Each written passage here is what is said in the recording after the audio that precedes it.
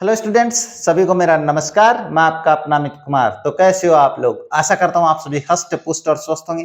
साथ ही आप लोगों की जो स्टडी है बड़ी शानदार तरीके से चल रही होगी, बड़ी मजे में चल रही होगी, आनंद में चल रही होगी जी। आज का ये अपना वीडियो 12th क्लास के स्टूडेंट्स के लिए होने वाला है। कारण यह है कि आज की इस वीडियो में हम अपनी बुक फ्लेमिंगो का दूसरा chapter lost spring stories of stolen childhood है वो कंप्लीट पढ़ने वाले हैं। तरीका वही अपनाने वाले हैं। पहले हम इस चैप्टर की लाइन टू लाइन हिंदी में अर्थ समझने वाले हैं। यानी कहने का मतलब प्रत्येक लाइन का मैं आप लोगों को हिंदी में अर्थ समझाने वाला हूँ। उसके बाद में बात करें अपने क्वेश्चंस की जो अपने इस चैप्टर के बीच में आएंगे, उनको भी अपन सोल्व करने वाले हैं। साथ ही बात करें इंपॉर्टेंट पैराग्राफ्स के बारे में, जिनमें से क्वेश्चंस आने की संभावना है, यानी जो पैराग्राफ आपके एग्जाम में आने की संभावना है उसके भी क्वेश्चन आंसर मैं करवाने वाला हूँ। इसके अलावा बात करें अपने चैप्टर के अंत में क्वेश्चन है उनके बारे में, इसके अलावा एडिशनल क्वेश्चन के बारे में जिनके आने की संभावना बड़ी इंपॉर्टेंट बनती है अब के साल। तो इन सभी क्वेश्चन को अपन सोल्व करने वाले हैं। तो इसका मतलब ये हुआ कि आप लोगों को ये वीडियो कंप्लीट देखना है, बिना स्किप किए हुए देखना, तभी आप लोगों को ये चैप्टर समझ में आने वाला है। तो अपने इस वीडियो को शुरू करें इससे पहले आप लोगों से एक बात कहना चाहेंगे, अगर आप हमारे चैनल पे आए हो, हमारे वीडियोस देख रहे हो, वीडियोस पसंद आ रहे हैं, हमारे चैनल को सब्सक्राइब कीजिए, वीडियो को लाइक कीजिए, शेयर कीजिए। साथ ही बेल आइकन को भी ऑन रखें ताकि मेरे वीडियोस की नोटिफिकेशन सबसे पहले आप लोगों के पास पहुंचे। अब ज्यादा समय नहीं लेते, शुरू करते अपने आज का चैप्टर। और चैप्टर मैंने बता दिया है कौन सा पढ़ने वाले हैं, lost spring stories of stolen childhood. सबसे पहले इसका अर्थ बात करते हैं चैप्टर के बारे में। छोटी सी पहले इसका अर्थ बता देता हूं। देखो, लॉस्ट स्प्रिंग का मतलब होता हुआ है खोया हुआ बसंत। क्या होता है भाई? खोया हुआ बसंत। अब ये बसंत ऋतु से लिया गया भाई, किससे लिया गया है? बसंत ऋतु से लिया गया। बसंत से क्यों लिया गया मैं बताऊंगा। स्टोरीज यानी कहानियां ऑफ स्टोलन, चुराए गए बचपन की, यानी चुराए गए बचपन की कहानियां। अब छोटी सी एक बात बता देता हूं मैं, ये यहाँ पे जो स्प्रिंग है और ये चाइल्डहुड है, इन दोनों का कोई कनेक्शन है क्या? अगर आप लोगों ने साइकोलॉजी पढ़ी है, मनोविज्ञान पढ़ी है, तो चाइल्डहुड जो होता है, बचपन जो होता है, वो अपने जीवन का बसंत काल होता है। बचपन जो होता है वो अपने जो जीवन काल होता है उसका क्या होता है? बसंत काल होता है। बसंत मतलब बसंत ऋतु में अपने कैसे जो पेड़ पौधे वो खिल जाते हैं, वैसे ही जो बचपन होता है उसमें बच्चे खिलते हैं, यानी उनका विकास होता है, बड़े आनंद में रहते हैं, उन्हें कोई किसी बात का डर नहीं रहता है। प्रकृति भी देखो कितनी सुंदर दिखाई देती है अपनी बसंत के ऋतु में। तो बस वही है। आप साइकोलॉजी पढ़ोगे तो अपने आप समझ में आने वाला है। यहाँ पे साइकोलॉजी नहीं समझा सकता, नहीं तो मैं बता देता, है ना। साइकोलॉजी नहीं समझा सकता आपको, तो बस ये देखना है लॉस्ट स्प्रिंग, खोया हुआ बसंत, स्टोरीज ऑफ स्टोलन चाइल्डहुड, खोए हुए चुराए गए बचपन की कहानियां। अबाउट द ऑथर, ये अपना सबसे पहला मैटर होता है। किसी भी चैप्टर को पढ़ने से पहले हमें लेखक के बारे में जानना जरूरी है। लेखक के बारे में जानोगे तो ही आप पाठ को समझ पाओगे, लेसन को समझ पाओगे। लेखिका अपने पास है एनिस जंग। कौन है भाई? एनिस जंग है अपनी लेखिका। इन्होंने ये चैप्टर लिखा है।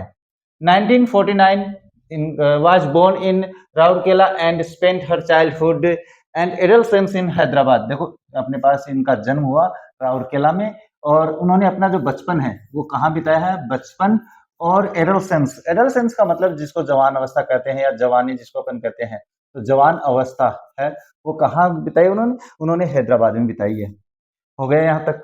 She received her education in Hyderabad. शिक्षा उन्होंने अपनी हैदराबाद में भी प्राप्त की है। And in United states of America, और यूएस से जाकर भी पढ़ाई करी है। इसका मतलब टैलेंटेड है अपनी जो लेखिका है। अरे अपने यहाँ अपने भारत देश में पढ़ाई नहीं हो रही अपने से, लोग विदेश जा जाके पढ़ाई कर रहे हैं। तो सोचो, है ना, पढ़ना है, मेहनत करनी है। हर पेरेंट्स वर, उसके माता पिता की बात करते हुए, एनिस जंग के माता पिता की बात करें, वर बोथ राइटर्स, दोनों लेखक थे भाई। दोनों क्या थे? लेखक थे, यानी लिखने का कार्य करते थे। जाहिर सी बात है, जिसके माता पिता जो होते हैं व्यवसाय वही करते हैं लगभग। Anees Jung began her career as a writer in India. Career जो शुरू किया था उन्होंने, अपना जो कैरियर शुरू किया था लेखक के रूप में, वो भारत में शुरू किया है, अमेरिका में नहीं किया भाई। She has been an editor, वो एक एडिटर का भी काम कर चुकी थी, एंड कॉलमनिस्ट, यानी अखबारों के लिए लिखने का काम भी कर चुकी थी, फॉर मेजर न्यूज़पेपर्स, यानी बड़े बड़े जो न्यूज़पेपर थे उनमें काम किया है, in India and abroad, Bharat और विदेश दोनों जगह। एंड हैज ऑथर्ड, और उन्होंने लिखी है भाई, पब्लिश किया, ऑथर्ड यानी लिखना, सेवरल बुक्स, कई किताबें लिखी हैं। The following is an excerpt from the her book the lost spring. Titled lost spring. अपने जो नीचे पाठ पढ़ने वाले हैं ना, एक्सेप्ट का मतलब उद्धरण होता है, ये जो उद्धरण है वो आपके पास लॉस्ट स्प्रिंग से लिया गया है। लॉस्ट स्प्रिंग उनकी किताब है, stories of childhood stolen childhood, यानी lost spring stories of stolen childhood नामक जो किताब थी वहां से अपने पास ये पाठ लिया गया है। हियर से एनालिसिस, यहाँ ये विश्लेषण करती है भाई। एनालिसिस का मतलब होता है विश्लेषण करना। अब ये विश्लेषण करती है, किस बात का करती है वो देखेंगे अपने पाठ में। ग्रिंडिंग पॉवर्टी, यानी बढ़ती हुई पॉवर्टी, गरीबी की, एंड ट्रेडिशन, परंपरा की, which condemn these children to a life of exploitation. और बाद में वो क्या करते हैं, उस परंपरा का विच कंडेम दीज चिल्ड्रन, जो कि अपने पास मजबूर करती है उन बच्चों का शोषण करने में, जीवन का शोषण करने में मजबूर कर देती है। ये अपने पास होता है लेखक का परिचय, कोई ज्यादा टफ नहीं है, बहुत ही आसान है चैप्टर। तो बात करते हैं आगे। इस चैप्टर में हम क्या सीखने वाले हैं, हम सीखने वाले हैं कि जो बच्चे होते हैं या जो गरीबी होती है उसके लिए क्या सुधार किए जा सकते हैं या नहीं किए जा रहे हैं, वो सारी बातें इसमें करते हैं। बस अपने बच्चों के प्रति एक चैप्टर बनाया गया है, अपनी अनीस जंग ने उन बच्चों से मिलती है, कुछ जो अपने रैग पिकिंग करने वाले होते हैं, यानी कचरे को बीनने वाले जो होते हैं उनसे मिलती है। देखो बात करते हैं, अपने चैप्टर से शुरू करूंगा ना तब आपको समझ में आने वाला है। Sometimes I find A rupee in the garbage, कभी कभी मुझे 1 रुपया गार्बेज यानी कचरे में मिल जाता है। गार्बेज का मतलब यहाँ पे कचरा लिया गया है, कचरे में, यानी कभी कभी मुझे कचरे में 1 रुपया मिल जाता है।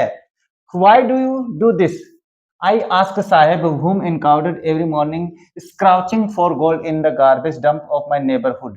यहाँ पे बात कर लेते हैं, पहले यहाँ तक की बात करते हैं। यानी कहने Y do you do this, तुम ये क्यों करते हो। आई आस्क साहिब, मैंने साहिब से पूछा, साहिब एक बच्चा है जो अपने पास अभी आने वाला, चिंता मत करो।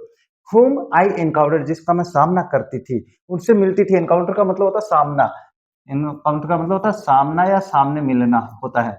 एवरी मॉर्निंग, प्रत्येक सुबह। स्क्राउचिंग का मतलब होता है कुरेदना, कुरेदना, यानी कुरेदना, कचरे को कुरेदना मतलब उसको उलट पुलट करना।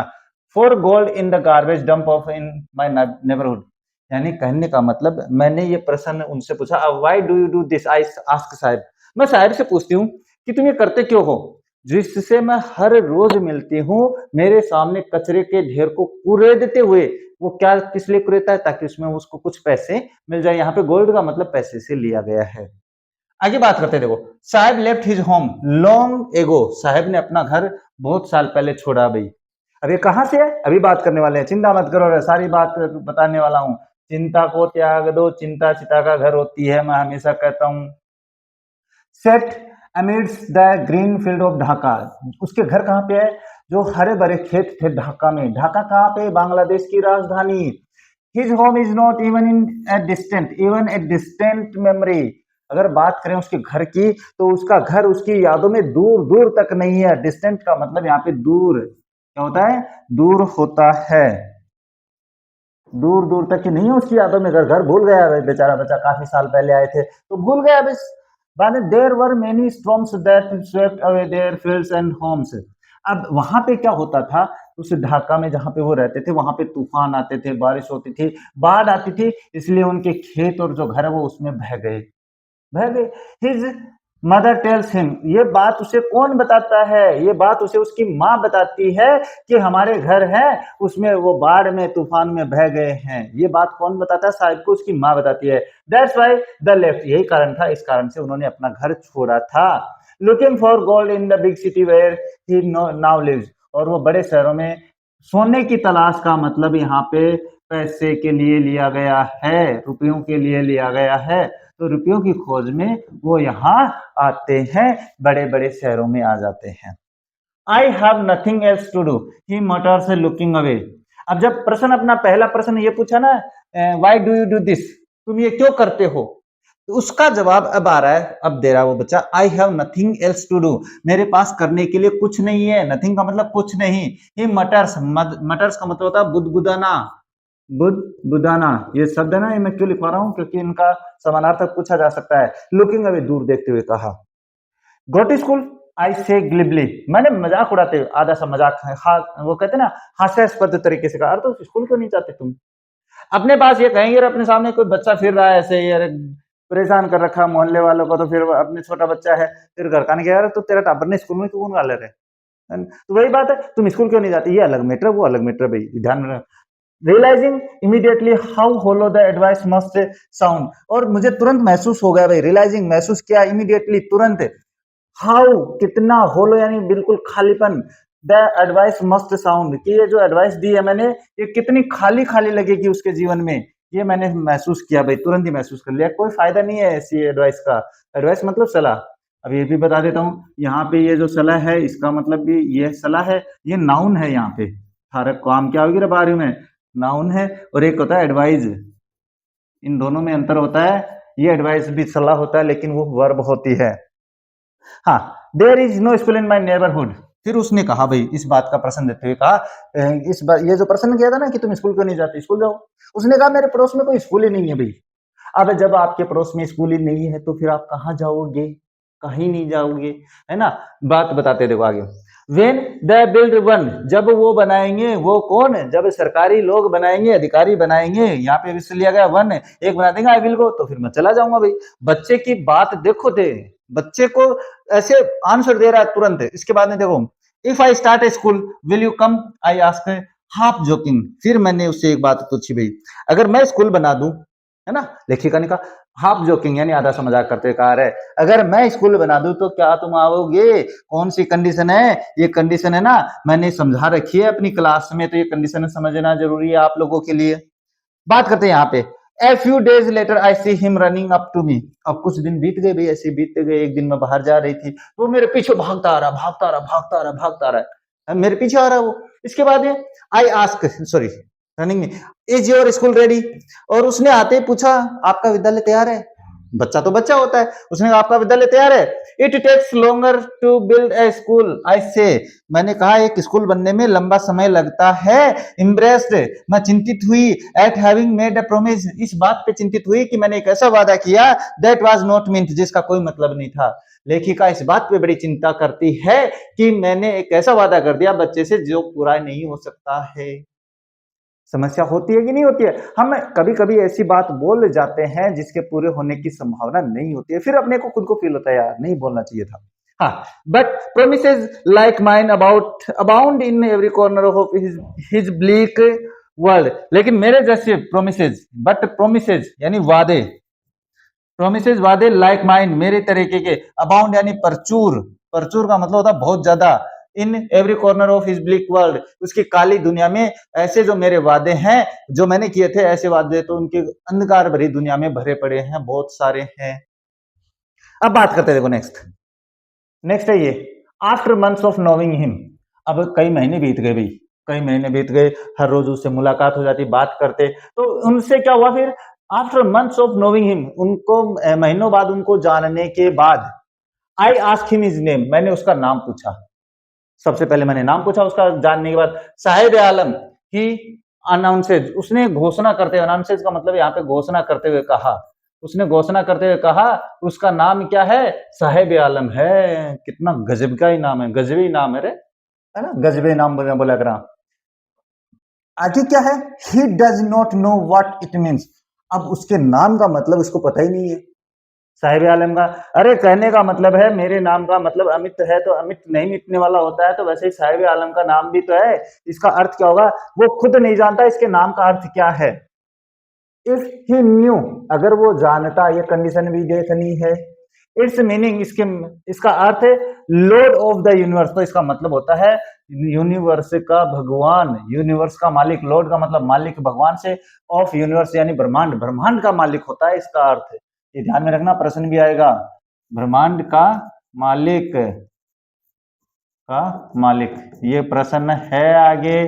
साहिब, साहिब के नाम, साहिब का नाम क्या रिप्रेजेंट करता है, he would have a hard time believing it, उसको बड़ा ऐसे कठिन महसूस, ऐसा समय मतलब क्या हुआ, he would have a hard time believing, वो इसको विश्वास करने में ज्यादा मतलब कठिन, मुश्किल से विश्वास करेगा, हार्ड का मतलब यहाँ पे मुश्किल से लिया गया है।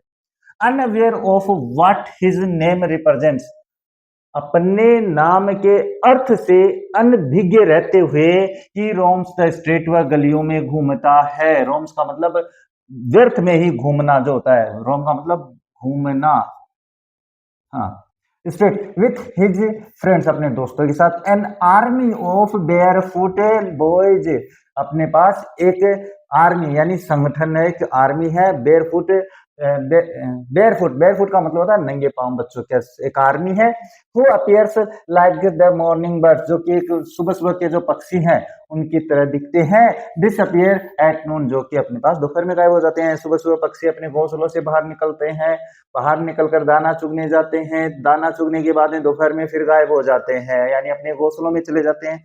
ऐसा ही ये बच्चे करते हैं, सुबह सुबह निकलते हैं, दोपहर में अपने घर में जाते हैं। नेक्स्ट बात करें, ओवर द मंथ्स, कई महीनों बाद, I have come to recognise each of them, मैं प्रत्येक को जानने भी, और महीने बीते फिर मैं प्रत्येक को जानने लगी। Why aren't you wearing chappals, I ask one, मैंने एक से पूछा तुम चप्पल क्यों नहीं पहनते भाई, चप्पल नहीं पहनते वो, अपने पास देखो मैंने बताया ना बेयरफुट या नंगे पांव। My mother did not bring them down from the shelf. He answers simply. उसने साधारण सी भाषा में कहा कि मेरी माँ है, वो अलमारी से चप्पल नीचे उतार के नहीं देती है। ये उसने उत्तर दे दिया भाई। अरे होता है, बच्चे अपने खो देते हैं चप्पल वगैरह, इसीलिए। Even if she did, he will throw them off at another who is wearing shoes that do not match.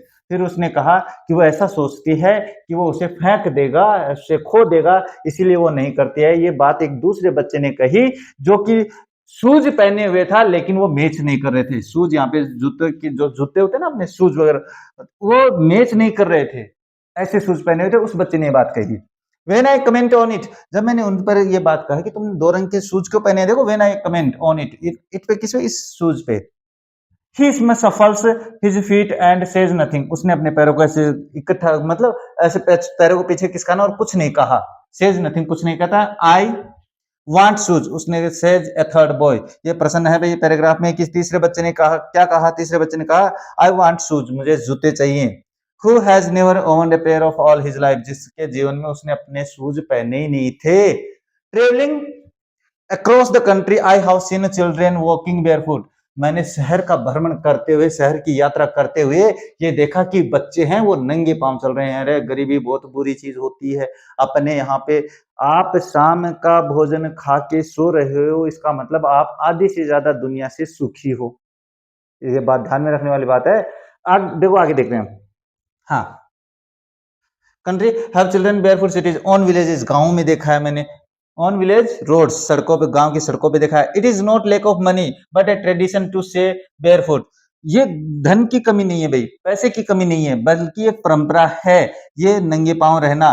Is one explanation, ये एक व्याख्या देते हैं लोग क्या व्याख्या देते हैं भाई, जब लेखिका अपने पास उनके पास जाती है तो लोग क्या व्याख्या देते हैं, व्याख्या ये देते हैं, अरे इनकी तो आदत हो गई है भाई, नंगे पांव रहता है ये एक एक्सक्यूज है, एक बहाना है। अरे आप लोग उनको काम धंधा दो, कैसे रहेंगे, आप स्कूल बुलाओ इनको, है ना। इसके बाद देखो इस वन एक्सप्लेनेशन, एक व्याख्या देते हैं, I wonder if this is only excuse, मुझे आश्चर्य होता है कि एक बहाना है केवल। एक्सक्यूज का मतलब बहाना, to explain away a perpetual state of poverty, एक लगातार बनती हुई जो गरीबी है, प्रीपेचुअल निरंतर चलने वाली, जो कभी प्राचीन समय से चल रही है, लंबे समय तक चलने वाली गरीबी का एक ऐसे एक्सप्लेन करने का एक बहाना है बस, और कुछ नहीं है। ये एक बहाना देते हैं लोग और कुछ नहीं करते हैं। अब देखो बात करते हैं नेक्स्ट आते हैं आपके पास क्वेश्चंस, जो मैंने बताए थे अभी कि क्वेश्चंस आने वाले हैं। क्वेश्चंस देखते हैं। What does in sahibs name represents, तो रिप्रेजेंट्स है तो यहाँ पे लॉर्ड ऑफ यूनिवर्स, बस इतना ही करना आप लोगों को, है ना। आप और अपनी रामायण नहीं लिखोगे, उसका नाम रिप्रेजेंट करता है लॉर्ड ऑफ यूनिवर्स को, ठीक है। अगर ज्यादा ही करना चाहो तो यहाँ पे ये लिख सकते हो भाई, साहिब्स, देखो sahibs name represent the Lord of universe, इस तरीके से भी कर सकते हो। लेकिन आप वो पैराग्राफ पूरा लिख देते हो, तो वो पूरा पैराग्राफ लिखोगे तो जाहिर सी बात है मास्टर जी समझ ही जाओगा, अपना गुरु जी समझ ही जाओगा, टाबरी बड़े टैलेंटेड है। अरे थे एक पर्सन है यहाँ तो कहते हैं गरीबी को मायने को उत्तर ना, पूरा पैराग्राफ ही लिखे हो, उत्तर तो है भी पैराग्राफ में, है ना। तो फिर तो आपको ऊपर अपने जो नंबर है वो पूरे मिलने चाहिए। ऐसा नहीं होता है मेरे लाडलो, मेरे प्यारो, समझो ऐसा नहीं होता है। आप समझोगे नहीं तो गलती है फिर। व्हाट डज साहेब डू, साहेब क्या करता है, देखो ये बताया मैंने, अभी यहाँ पे क्या बताया था थोड़ी देर पहले कि साहिब है वो रोम करता है, ये रहा he roams the state with his friends, बस यही करेंगे अपन, he roams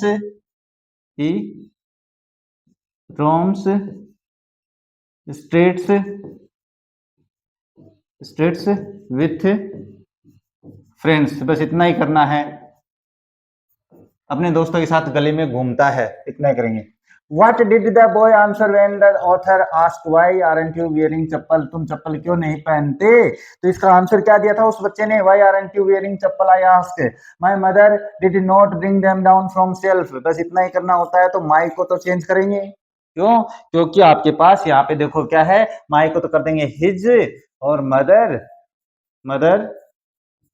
does not bring them down from self, ये हो जाएगा from self.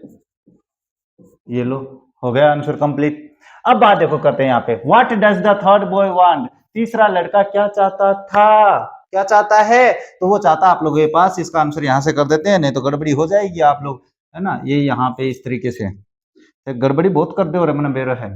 The third boy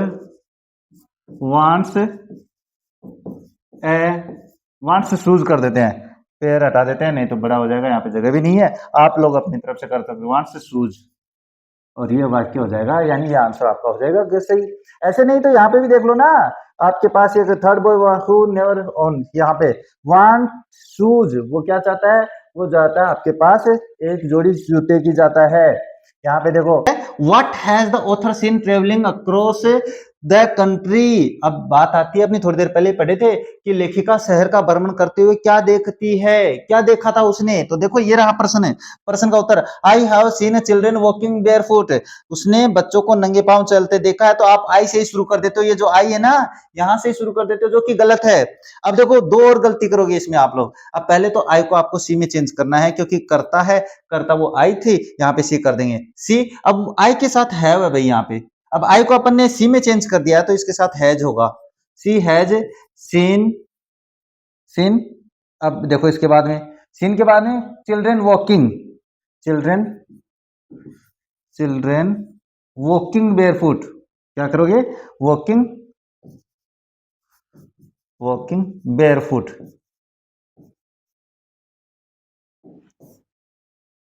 walking barefoot, यहां पे लिख देता हूं रे, देख लेना आप लोग, आपने उस पैराग्राफ में से कर सकते हो, स्क्रीनशॉट ले लेना, खुद करके देखना। इसके बाद में यहाँ पे व्हाट इज वन एक्सप्लेनेशन, एक व्याख्या क्या है, जैसे वो कहते हैं it is a tradition of living, ये देखो यहाँ पे एक वन एक्सप्लेनेशन ये रही, the roads says barefoot is one explanation, ये है, क्या है, it is not lack of money but a tradition, ये होती है एक एक्सप्लेनेशन, तो अपन यही कर देंगे, it is not lack of money but a tradition living barefoot. अब ये ना, अगर यहाँ पे समझ में नहीं आ रहा तो वहां पे देख लेना, ये रहा है ना, स्क्रीनशॉट ले लेना इसका, ये रहा, it is not lack of money but a tradition to stay, यहाँ पे मैंने लिविंग कर दिया, स्टे भी एक ही बात है, कोई फर्क नहीं पड़ने वाला उससे। अब आते हैं यहाँ पे सिनोनिम ऑफ वेंडर, वेंडर का मतलब होता है घूमना, व्यर्थ में जो घूमना होता है, तो मैंने एक मीनिंग बताई है, आप देख लेना, वो होती है रोम, रोम का मतलब भी होता है घूमना, भ्रमण करना। एंटोनिम ऑफ ट्रांजिटरी, ट्रांजिटरी का मतलब होता है क्षणिक, विलोम शब्द है इसका, विलोम शब्द लिखेंगे, ये क्षणिक होती है, कम समय के लिए होती है, एक होती है लंबे समय के लिए, तो मैंने अभी बताया था प्रीपेचुअल, अभी देखो ये बताया था मैंने प्रीपेचुअल, ये रहा, तो प्रीपेचुअल आपका वहां पे आंसर हो जाएगा, तो इसका अपोजिट क्या हो जाएगा, परपेचुअल, ये लो। अब ये जो जहां पे मीनिंग समझ में नहीं आ रही है, आप है ना अपने उस पैराग्राफ के स्क्रीनशॉट ले लेना, वहां पे देख सकते हो। अब बात करते हैं नेक्स्ट आते हैं अपने यहाँ पे, पैराग्राफ शुरू करते हैं, आगे की स्टोरी शुरू करते हैं भाई, अपनी कहानी भी तो शुरू करनी है। हाँ, I remember a story a man from Udupi, मुझे कहानी याद है भाई, उडुपी से एक व्यक्ति था, वंस टोल्ड मी, उसने मुझे एक बार बताया, एज ए यंग बॉय, एक लड़का जब वो आदमी जब लड़का हुआ करता था, he would go to a school past an old temple, वो एक स्कूल जाया करता था एक मंदिर के पास। Where his father was a priest, जहां पर उसके फादर एक पुजारी थे। प्रिस्ट का मतलब यहाँ पे पुजारी, यानी उस व्यक्ति के फादर वो पुजारी थे। He would stop briefly at the temple, वो एक मंदिर के पास क्षणिक, ब्रीफली का मतलब कम समय के लिए, एट द टेम्पल, टेम्पल के पास कम समय के लिए रुकता था। And pray for a pair of shoes, और वो हमेशा प्रार्थना करता था कि देवी है, भगवान उसे एक शूज जोड़े दे, प्रदान करे। 30 years लेटर आई विजिटेड, 30 साल बाद आई विजिटेड, मैंने विजिट किया, भ्रमण किया, हिज टाउन, उसके कस्बे का, एंड द टेम्पल, उस मंदिर का, which was now drowned in the air of desolation, जो कि अपने पास हवा से टूट चुका था, यानी समय के साथ वो विनाश हो गया। डिजोलेशन का मतलब अलग थलग, बिखर गया। ड्राउंड का मतलब नष्ट हो जाना, टूट जाना। इन द बैकयार्ड, उसके पीछे, where live the new priest, जहां पर एक नया पुजारी रहता है। There were red and white plastic chairs, वहां पर लाल और सफेद रंग की कुर्सियां रखी थी। A young boy dressed in A grey uniform, एक लड़का ग्रे यूनिफॉर्म में, वियरिंग सॉक्स एंड शूज, जो कि सॉक्स और शूज यानी जुराब और जूते पहना था। अराइव्ड पांटिंग, वो हाँफते हुए वहां पहुंचा, हाँफते हुए, भागते हुए।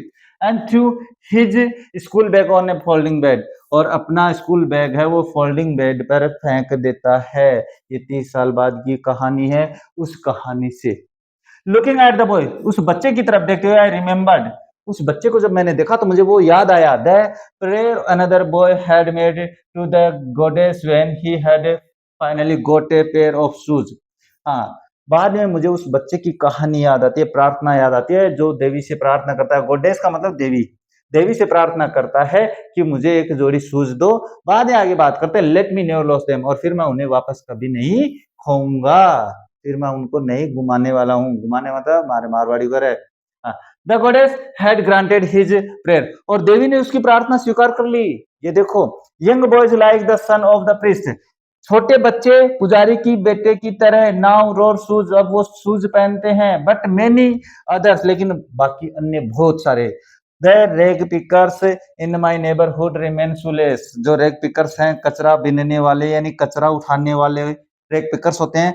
कचरा मैं लिख देता हूं यहाँ पे, नहीं तो आप कहोगे कचरा उठाने वाले, उठाने वाले हैं, वो अभी भी शूज लेस रहते हैं, यानी बिना शूज के रहते हैं, नंगे पांव रहते हैं। पैराग्राफ आया होगा समझ में, आ गया? चलो आगे बढ़ते हैं। इसी पैराग्राफ में अपने पास एक अपने क्वेश्चंस है। इन क्वेश्चंस के आंसर्स आप लोग, चलो मैं करवा देता हूं, नहीं तो कहोगे गुरुजी करवाया को नहीं। What did the author remember, author को क्या याद आती है भाई? तो यहाँ पे देखो, where his father, I remember the prayer another boy, यानी उसे दूसरे बच्चे की कहानी, वो जो प्रेयर है वो याद आती है। तो शी रिमेम्बर्ड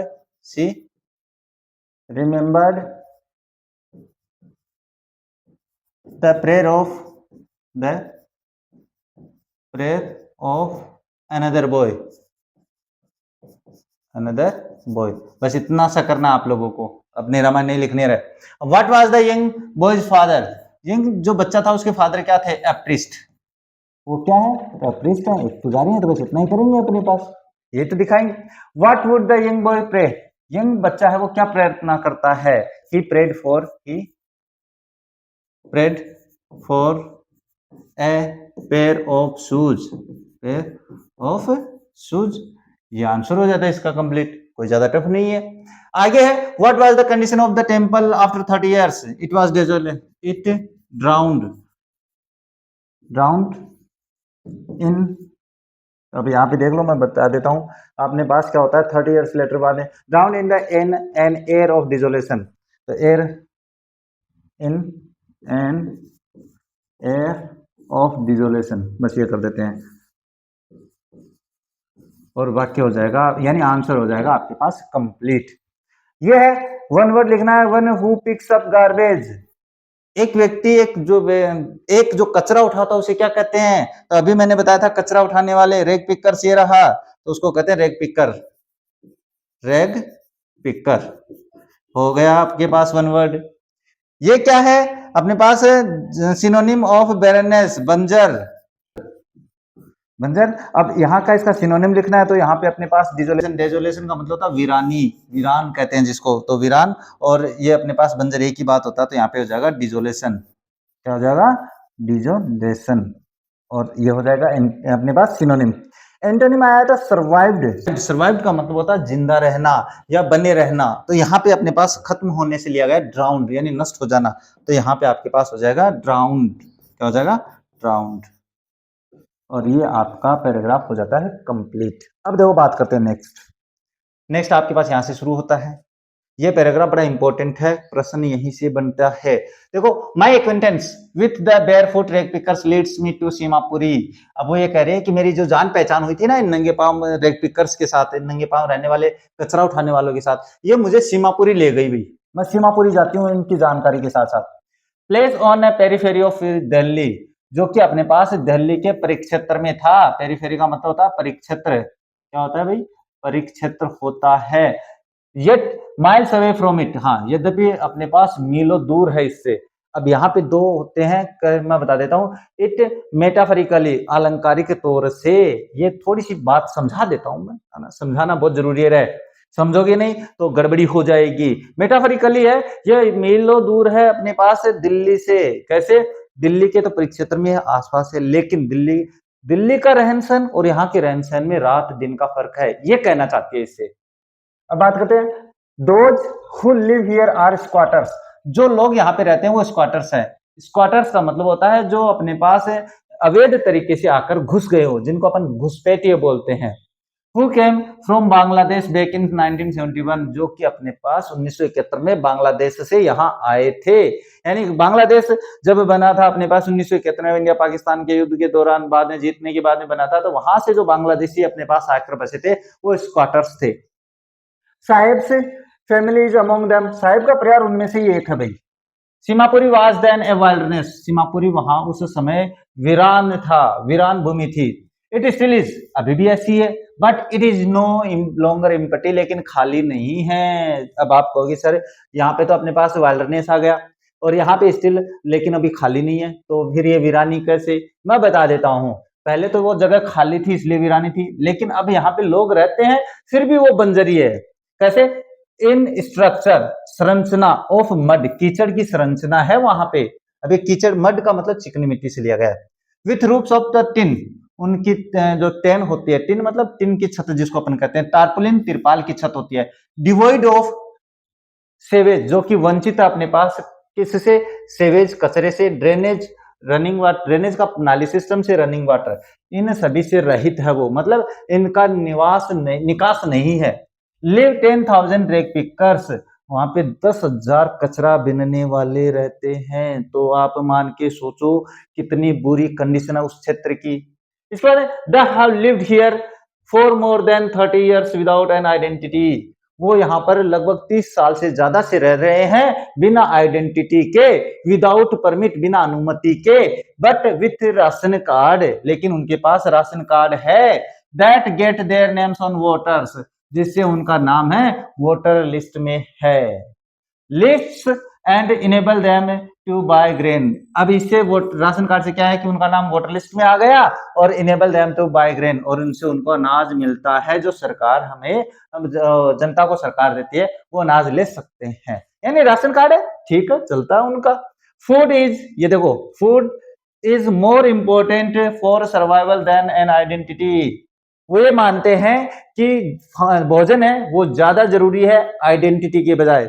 अरे यार, कहने का मतलब बात ऐसी है कि अपने पास बिना भोजन के तो अपन रह नहीं सकते, आइडेंटिटी के बगैर तो रह सकते हैं भाई। अपने पास पहचान पत्र नहीं है, आधार कार्ड नहीं है, पैन कार्ड नहीं है, तो अपन रह सकते हैं, जिंदा रह सकते हैं। अपने पास भोजन नहीं हो तो रह सकते हैं क्या? नहीं रह सकते। हाँ, if at the end of the day we can feed our families, अगर हम दिन के अंत में फैमिलीज को go to bed without an aching stomach, अगर हम दिन के खत्म होते होते अपने क्या है अपने परिवार को खाना खिला सकते हैं और बिना पेट दर्द के सोने जा सकते हैं, we would rather live here than in the field of that give us no grain, तो हम उन खेतों के बजाय जहां पे हमें अनाज नहीं मिलता है उसके बजाय हम यहाँ रह सकते हैं।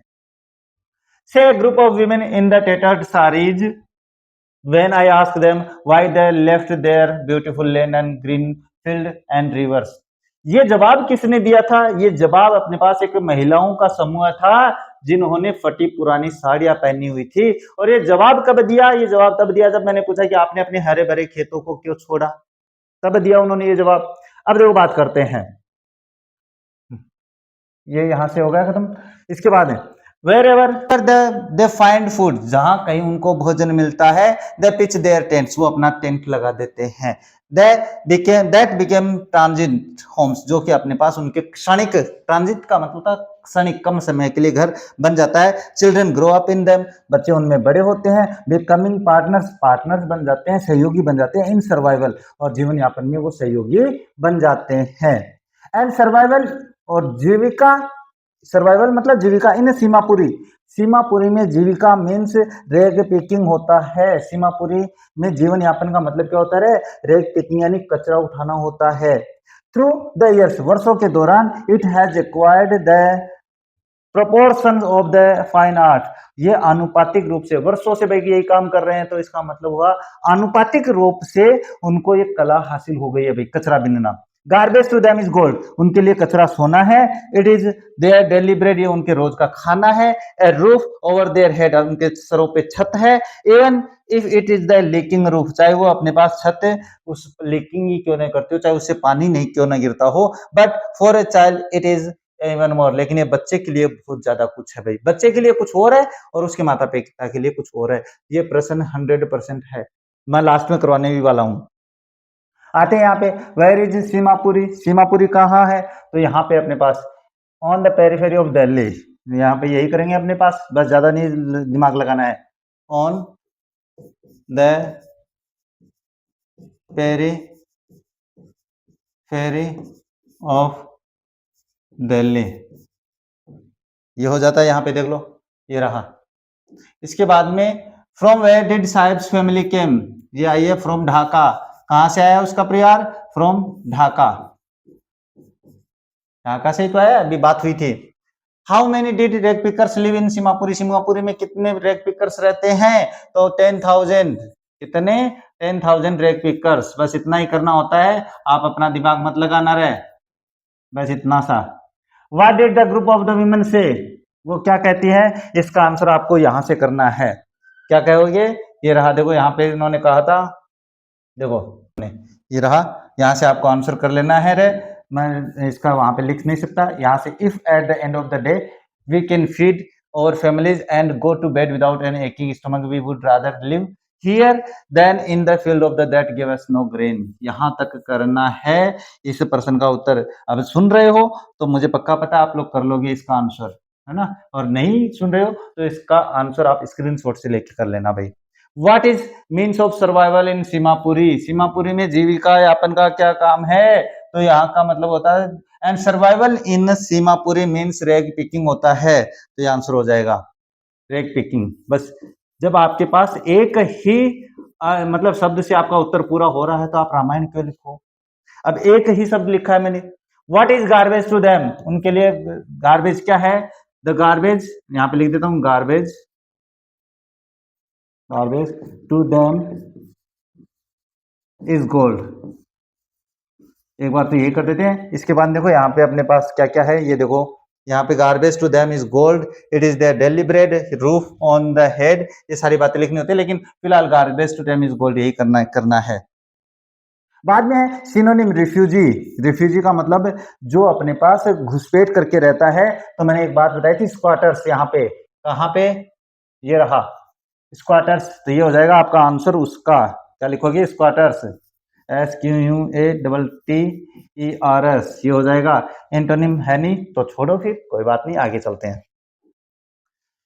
आगे आ जाता है अपने पास एक पैराग्राफ, पैराग्राफ पढ़ते हैं। आई समटाइम्स फाइंड ए रूपी even a 10 rupee note, Sahib says, अब साहिब कहता भाई कभी कभी मुझे कचरे में 1 रुपए का note, even a 10 rupees note, कभी कभी तो मुझे 10 रुपए का नोट मिल जाता है। साहिब कहता है ये उससे, हिज आइज लाइटिंग अप, उसकी आंखों में चमक आ गई भाई जब उसने ये बात कही। When you can find a silver coin in a heap of the garbage, you don't stop crouching for there is hope of finding more. अब इसमें एक बात में बड़ा दम है, देखो। When you can find a silver coin in a heap of garbage, जब आप कचरे के ढेर में आपको चांदी का सिक्का मिल जाता है तो आप उसको कुरेदना बंद नहीं करते हो, स्क्राउजिंग करना नहीं छोड़ते हो। क्यों? क्योंकि वहां पे और आशा रहती है। होप यानी आशा, ऑफ फाइंडिंग मोर, आपको ये आशा लग जाती है कि मुझे और मिल सकता है। अरे कचरे का ढेर पड़ा है और कचरे के ढेर में आपको एक सोने का सिक्का मिल गया, तो मैं गारंटी लेता हूं आप लोग उस कचरे के ढेर को छान मारोगे। किस आस में? इस आस में कि मुझे और सोने का सिक्का मिल जाएगा, और यही अपनी लालच बुरी बला कहा जाता है। अपन चलते हैं आगे। हाँ, इट, वहां से देखो, it seems that for children, ये बच्चों के लिए लगता है, garbage has a meaning different from what it means to their parents. कचरे का जो अर्थ है ना, वो बच्चों के लिए कुछ और है और उनके माता पिता के लिए कुछ और है। For the children is the wrapped in wonder, बच्चों के लिए तो एक अपने पास आश्चर्यजनक चीज है जो लिपटी हुई है, आश्चर्य में लिपटी हुई चीज है। रेप्ट का मतलब लपेटी हुई, लिपटी हुई। फॉर द एल्डर्स, बड़े बुजुर्गों के लिए इट मीन्स फॉर सर्वाइवल, और बड़े बुजुर्गों की बात करें तो ये उनके जीविका यापन का साधन होता है। बात करते हैं next. One winter morning I see Saheb standing by the fenced gate of the neighbourhood club. अब एक दिन मैंने सुबह सुबह देखा, भाई सर्दियों की सुबह थी और साहब है वो खड़ा था फेंस्ड गेट, बाढ़ का गेट जिसको अपन कहते हैं, मुख्य गेट के पास, जो पड़ोस में मेरा क्लब का के पास खड़ा था। Watching two young man dress in white, वो दो लोगों को देख रहा था, दो आदमी थे वहां पे जो कि सफेद ड्रेस में थे, प्लेइंग टेनिस, वो टेनिस खेल रहे थे। I like the game he hums, वो बुदबुदा कर कहता है कि मुझे ये तो खेल पसंद है। Content to watch it standing behind the fence, वो बाड़ के पीछे से खड़े होकर उस खेल को देखकर आनंद महसूस करता है, खुशी महसूस करता है। I go inside when no one is around, he admits, वो ये भी स्वीकार करता है जब कोई पास में नहीं होता है तो मैं अंदर चला जाता हूँ। The gatekeeper lets me use the swing, और गेट कीपर है मुझे स्विंग यानी जो झूला होता है वो उस पे झूलने की अनुमति दे देता है। बात करते हैं नेक्स्ट। नेक्स्ट भी आपके पास क्या है, पैराग्राफ ही है। Side 2 is wearing tennis shoes, side में भी टेनिस के शूज पहने हुए थे भाई। That look strange over his discoloured shirt and shorts, लेकिन वो अजीब ही दिख रहे थे भाई, उसके डिसकलर्ड शर्ट एंड शूज, यानी जो बेरंग शर्ट थी और जो शॉर्ट्स यानी निक्कर जो थी उस पे अजीब ही लग रहे थे वो जूते, वो जो शूज बने थे वो अजीब प्रकार के लगे थे। समवन गेव टू देम मी, उसने कहा कोई ने, किसी ने मुझे दिया। He says in the manner of an explanation, एक व्याख्या करते हुए, व्याख्या सी मतलब एक्सप्लेन करते हुए कहता है ये मुझे किसी ने दिए हैं भाई। कौन? क्या? वो shoes. The fact they are discarded shoes of some rich boy, fact जो था ना, वास्तविकता जो थी वो ये थी, ये किसी अमीर बच्चे के द्वारा फेंके गए जूत अपने पास शूज थे। Who perhaps refuse to wear them because of a hole in one of them, जिसने मना कर दिया था उन जूतों को पहनने के लिए, शूज को पहनने के लिए, क्योंकि उनमें से एक में छेद था। डज नॉट बॉदर हिम, इससे उसको कोई परेशानी नहीं थी भाई। अरे जिसके पास शूज ही नहीं थे, उनके पास एक जूते में अगर छेद भी है तो उससे क्या फर्क पड़ता है? कुछ फर्क नहीं पड़ता है। For one who has walked barefoot, एक व्यक्ति, एक लड़का जो नंगे पांव घूमता है, even shoes with a hole in a dream come true, तो फिर उसके लिए एक जूते में अगर छेद है तो वो भी उसका सपना सच होने जैसा है, सपना सच हो गया उसका। But the game he is watching so intently is out of his reach, लेकिन जो गेम वो देख रहा है, इतने इरादे पूर्वक देख रहा है, वो उसकी पहुंच के बाहर है। आ रहा है कि नहीं आ रहा है? हाँ, मैंने भी जोर आ रहे पढ़ाता पढ़ाता, क्यों? समझ में तो आ रहे ना। दिस मॉर्निंग, इस सुबह, Saheb is on his way to milk booth, आज सुबह जब मैं उससे मिली तो साहब अपने एक मिल्क बूथ यानी डेयरी पे जा रहा था। इन हिज हैंड इज एक स्टील कैनिस्टर, और उसके हाथ में एक स्टील की केतली थी, कैनिस्टर ड्रम या जो भी है। I now work in A tea stall down the road, उसने कहा सड़क के उस तरफ एक चाय की दुकान है, मैं वहां पे काम करता हूँ। ही सेज, वो कहता है, पॉइंटिंग इन द डिस्टेंस, दूर की तरफ इशारा करते हुए, डिस्टेंस मतलब दूर। I am paid 800 rupees and all my meals, ये नाम याद रखना भाई दोनों, उसको आपके पास 800 रुपए और उसका खाना मिलता है। केवल 800 रुपए नहीं करने हैं, पिछली बार कर दिया था बच्चों ने। Does he like the jobs, क्या वो नौकरी पसंद करता है? आई आस्क, मैंने पूछा। जब मैं ये उससे पूछती हूँ क्या वो नौकरी पसंद करता है, हिज फेस, उसका चेहरा, आई सी, मैं देखती हूँ, has lost the care free look, उसका चेहरा है, उसके हाव भाव खो जाते हैं। क्यों खो जाते हैं अभी बताएंगे। द स्टील कैनिस्टर सिम्स, जो स्टील की केतली है वो सिम्स हैवियर, वो भारी लगती है, then the plastic bag he would carry so lightly over his shoulder, यानी जिस प्लास्टिक के बैग को अपने कंधों पे उठाकर फिरता था उससे ज्यादा भारी लगी वो स्टील की केतली। द बैग वाज हिज, क्योंकि वो जो बैग था वो उसका था। The canister belongs to the man who owns the tea shop, और जो कैनिस्टर है, जो केतली है, वो उस चाय की दुकान के मालिक की है जिसकी दुकान है। Saheb is no longer his own master, अब साहिब अपना मालिक नहीं रहा है। यहाँ पे अपने पास इस पाठ में साहिब का चैप्टर खत्म हो जाता है। अब साहिब का चैप्टर यहां से खत्म होता है तो दूसरा पात्र शुरू होगा भाई। तो दूसरे पात्र पे चलते हैं। देखो प्रश्न नहीं है भाई, दूसरा पात्र हो जाता है। दूसरा पात्र शुरू कर देते हैं। I want to drive a car, मैं एक कार चलाना चाहता हूं। Mukesh insist on being his own master, यहाँ पे मुकेश की कहानी शुरू होती है।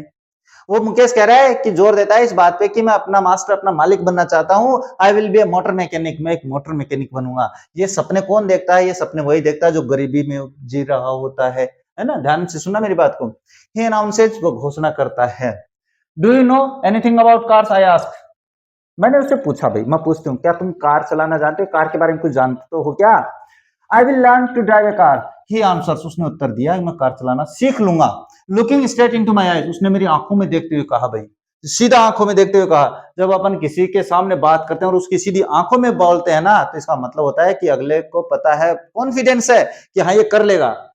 इसके बाद है his dream looms like a mirage amidst the dust of the streets that fills his town Firozabad.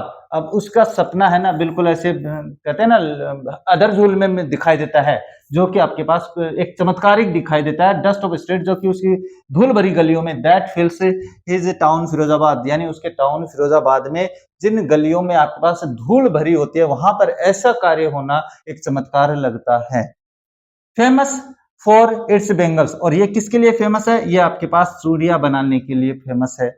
Every other family in Firozabad is engaged in making bangles, अगर मैं बात करूं फिरोजाबाद में, तो फिरोजाबाद में प्रत्येक दूसरा परिवार, यानी अपने पास एवरी अदर यानी प्रत्येक दूसरा परिवार चूड़ियां बनाने में व्यस्त है, यानी चूड़ियां बनाने का काम करता है।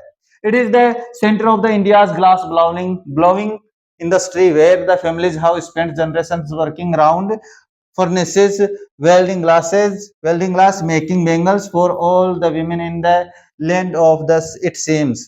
और बात करें अपने पास, ये सेंटर है अपने पास भारत का मध्य क्षेत्र है, जहां पे कांच को पिघलाकर अपने पास जो पीढ़ियां हैं, उस कांच की इंडस्ट्री है जहां पे पीढ़ियां, जो परिवार अपनी पीढ़ियां बिता देता है, जनरेशन मतलब पीढ़ियां, वर्किंग अराउंड द फर्नेसेस, भट्टियों के पास, फर्नेस का मतलब भट्टी, यानी भट्टियों के पास काम कर करके अपनी पीढ़ियां बिता देते हैं, किसमें? कांच को जोड़ने में, मेकिंग चूड़ियां बनाने में। For all the women in the land it seems, ऐसा लगता है जैसे इस भारत देश में जितनी भी महिलाएं हैं उनके लिए चूड़ियां यहीं पे बनाई जाती है।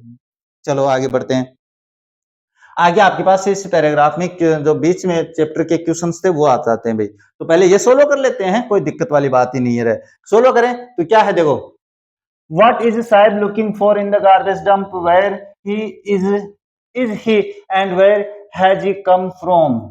बात करते हैं, वो कचरे में क्या खोज रहा है भाई, और कहाँ है और कहाँ से आया है, ये है इसका प्रश्न का जो हिंदी अर्थ है। Saheb is looking for coins, Sahib सिक्कों के लिए खोज रहा है। रूपी नोट्स, रुपये जो नोट होते हैं उनके लिए। Any other useful objects in the garbage dumps, यानी कचरे के ढेर में, जैसे रुपया है, 10 रुपए का नोट है, या कुछ नोट मिल जाए, कुछ अन्य उपयोगी चीज मिल जाए, उनके लिए देख रहा है। Saheb and his family how migrated to Seemapuri, वो सीमापुरी में रहते हैं अभी फिलहाल। A slum area on the outskirts of Delhi, जो कि आपके पास दिल्ली की परिक्षेत्र में है।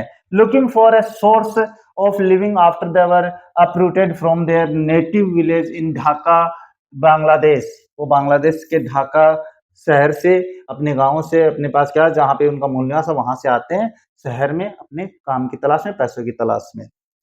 What explanation does the author offer for the children not wearing footwear?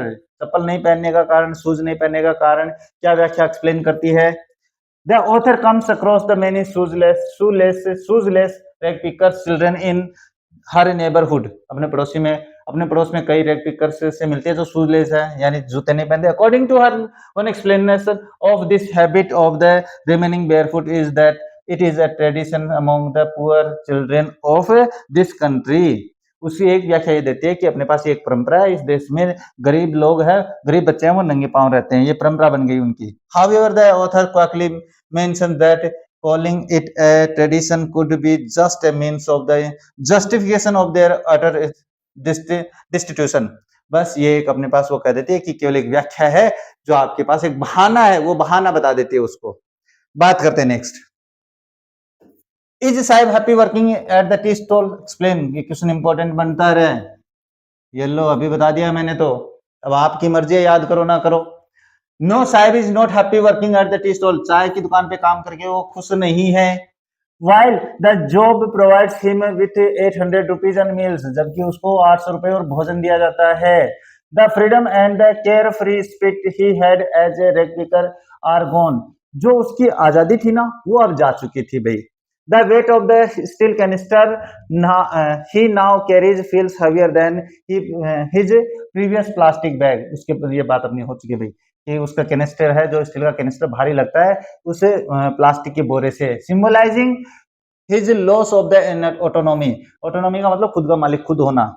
He is no longer his own master, अपना खुद का मालिक नहीं है, but a servant bound by the owners rules. अब अपने पास एक वो बंधक बन के रह गया, एक गुलाम बन के रह गया है। इंपॉर्टेंट क्वेश्चन है भाई। बात करते हैं, देखो नेक्स्ट यहां से अपना ये पैराग्राफ है भाई अपने पास, तो पैराग्राफ फॉलो कर लेते हैं। पैराग्राफ पढ़ते हैं। देखो क्या Mukesh family is among them. Mukesh का परिवार उन्हीं में से एक था भाई, चूड़िया बनाने वाले में से। None of them know that it is illegal for children like him to work in glass furnaces with high temperatures। उनमें से कोई नहीं जानता था कि उसके जैसे बच्चों का इतने हाई टेम्परेचर पे काम करना इलीगल है, गैर कानूनी है।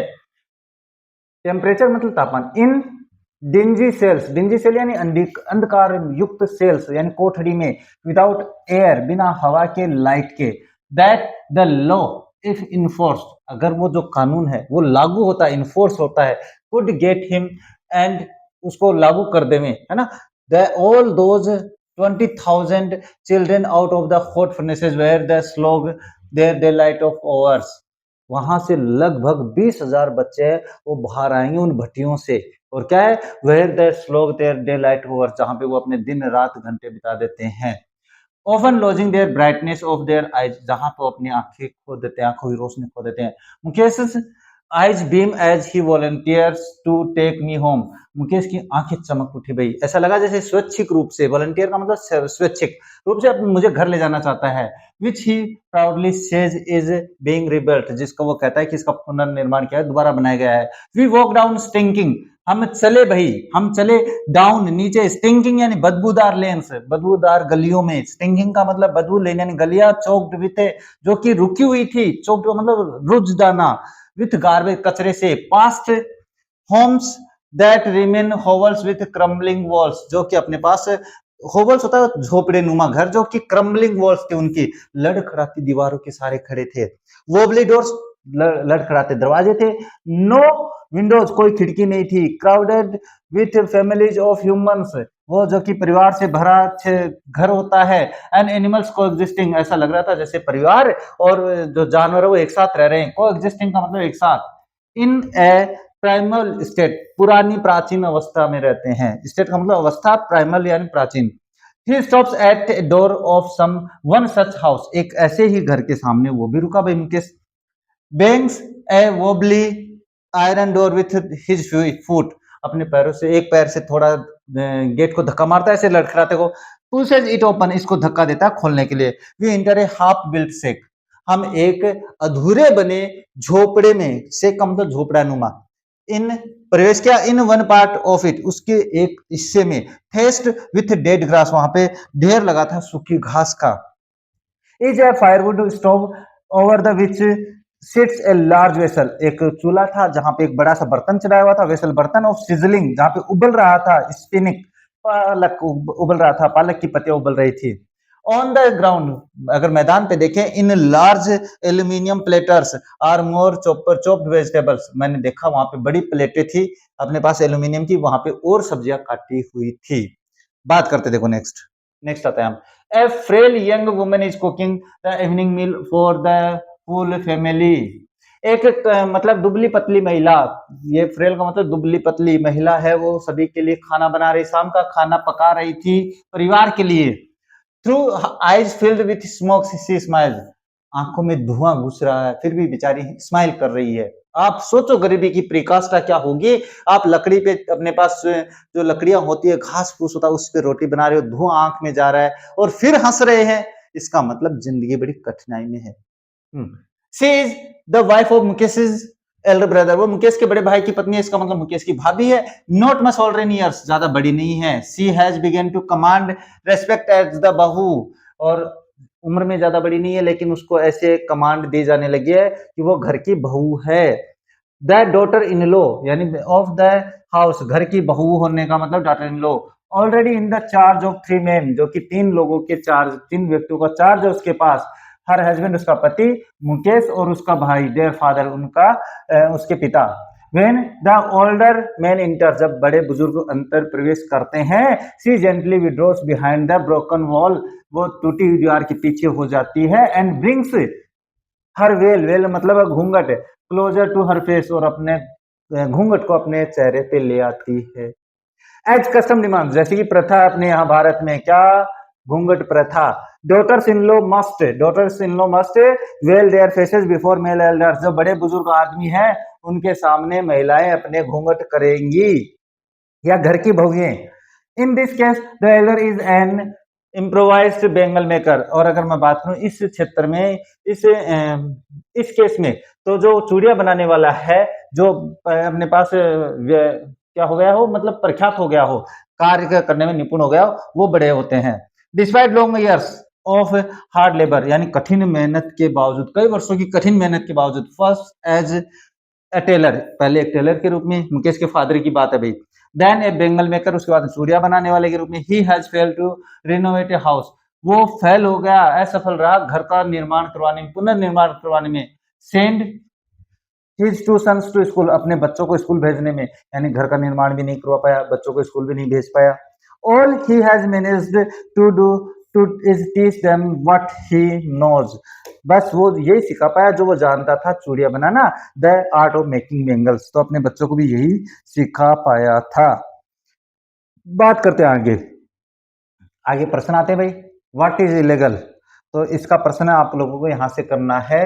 ये देखो यहाँ पे ये पैराग्राफ यहाँ से शुरू होता है भाई, ये देखो, children like him to work in the glass furnaces with high temperature, ये क्या है भाई, वहां पे none of them knows the it is illegal, यहाँ से आप लोगों को शुरू करना है। It is illegal for children like him to work in glass furnaces, तो लो मैं लिख देता हूं, अगर यहाँ पे आ जाता है तो, what is illegal, is illegal for children